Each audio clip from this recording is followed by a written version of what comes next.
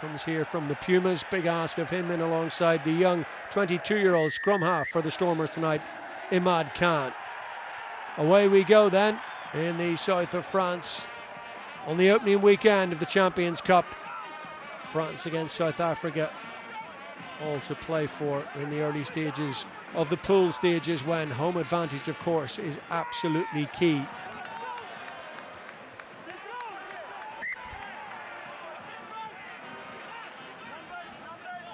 Stade Dauger is a formidable fortress, as Bernard was saying, unbreached in fact in 18 months since, in fact, it was the Bulls from Pretoria who came here and had the temerity to win and knock Bayonne out of the Challenge Cup. They're back at the top table once again in European competition this season, though. And punching above their weight in many respects in the top 14 as well. Fifth in the table after the most recent round of results.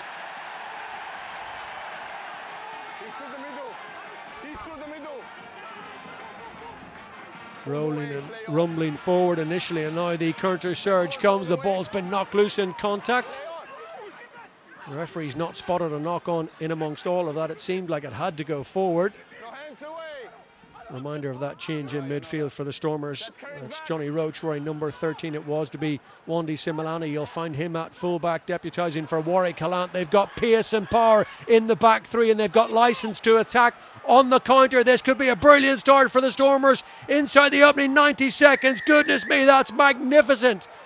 The length of the field. What a moment that is for young Imad Khan, the 22-year-old. Never started a URC game before. Now he's come into European competition and announced himself with a try inside the opening 2 minutes. Oh, that was brilliant transition attack. What a maul from the French team. But in fairness, Ackerman got through the maul, they disrupted it. And from there, just a transition and awareness of heads-up rugby here. Get into the pace.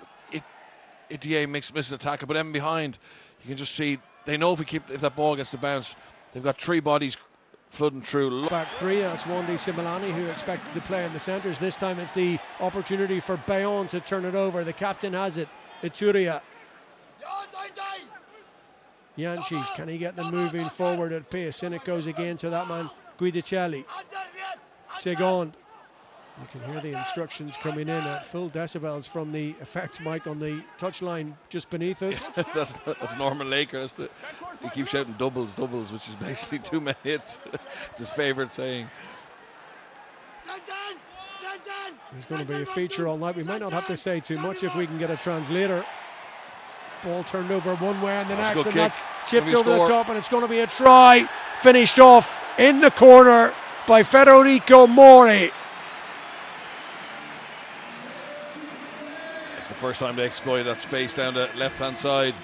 And again, against the Stormers, you got to be so careful you don't create a ruck on the edge. They'll counter ruck there, so you see a lot of teams kicking smartly in behind it. That was brilliantly weighted kick from Mori. You see it again here.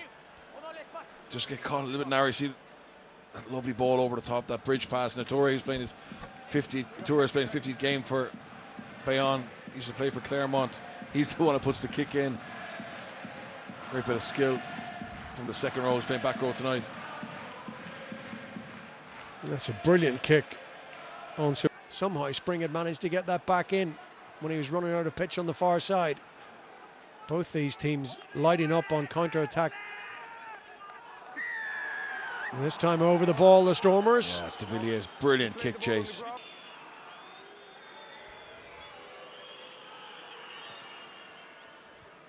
This one much more difficult. There's more distance and a little bit of angle on it, but no problem whatsoever. They've been able to get minutes into the legs of players and build that depth, and he felt as good as they were in the second half against Munster. They had resources to go again. Oh, for sure. It's incredible, and obviously without their box too. And the former URC champions, but they looked like they lost their way a little bit of times last year, but certainly this season. And you stepped on the joint, which is with the fourth, and it's not on the upper body. It's a 20-minute red card, okay? It's been a very clean game up to now, but obviously Ben Whitehouse has spotted that, communicated it in, and I think once we went through the process, it was always going to be difficult for R.D. Smith to escape some sanction, but It's a big opportunity for Bayonne. 20 minutes against 14 players. You can see Nick Mallet probably was surprised by that, but now generally the French crowds get hyper and get excited when they have an incident like that, and can the team respond to it? Yeah, they've been kept a little bit quieter than normal, that's for sure. Usually this place is raucous, it's really hostile. Window of opportunity through the actions which were judged against the values of the game. Now then, immediately there's space for Bayonne here with the extra man, and they have taken full advantage and capitalised within seconds of the red card. Johan Orabe gets in for the try. He takes a defender out, which creates a gap. No try, penalty.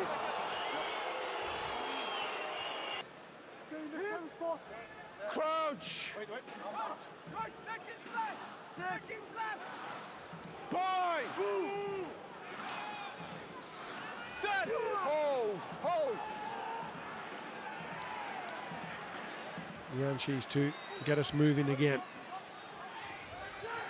Stay nice. Come on. Still plenty of time for Bayonne to find their way back into this game. No need to hit the panic button just yet. Well, they're panicking at the back now, the Stormers. That looks a certain try. And it was only a short reprieve. Bernard Tagare dots down. And that's a really important try for Bayonne at a crucial stage in the game. Yeah, that's Bayonne playing smart. Good line-out win, went all the way across the back line, so kick on the edge, creating the space in the backfield, and a good kick chase, and force the error. Worst case scenario, you just see it here. They play nice and deep. They know they're going to kick here, but just they've exploited that space in the backfield. Good kick chase. Ball stays in, and regardless of whether they get a block down or not, they're going to have a line out really far up the field. But they get the double bang whammy, and they get a try from a block down. But he earned the right for a bit of luck there. Brilliant kick pressure. Surely he had to make the pass to his captain with numbers further out as well. Gilt-edged opportunity here. Bayonne now have got penalty advantage, so they can roll the dice, take a risk, or maybe just power their way over. And that big man you mentioned seconds ago, Lucas Paulus, plunders his way over the line. Oh, he got smashed.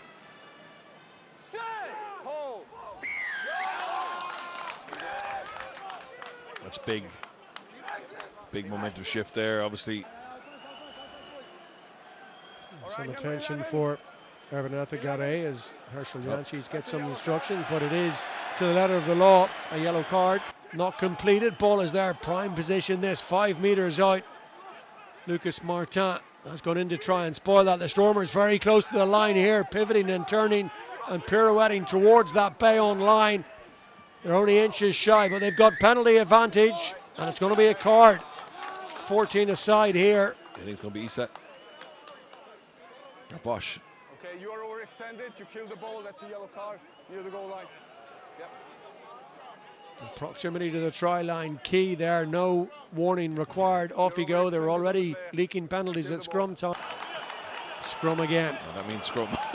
Norman Laker. That's another yellow card. Yes, this side is the tight head. Yeah. They're not giving up their line easily here. 17 points to 16. 4 minutes to go. Can the Stormers find the composure to find their way to the try line? There is a penalty advantage. I didn't hear it initially. Did the players? It matters little. They've got there. Yeah, it's Paul de Villiers. That's excellent work by the Stormers pack. And that is that in terms of the match. Cards have been a huge factor, but the Stormers have found a way to fight their way back into the contest, up into the 22. A few Bayonne players now blowing pretty hard. They're having to cover an awful lot of ground. Paulus is over the ball, but it's 17-16 down.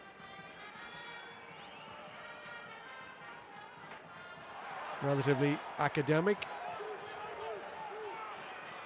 It came off the upright and it's still there. 80 minutes and 40 seconds left. The Stormers crying for a turnover. And they couldn't, could they, from this kind of position? That's got to be kicked cross field. That's not the worst action in the world, you know.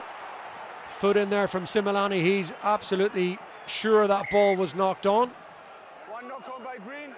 Second. Over the 80 minutes, the referee has seen enough, and the Stormers have their victory in France.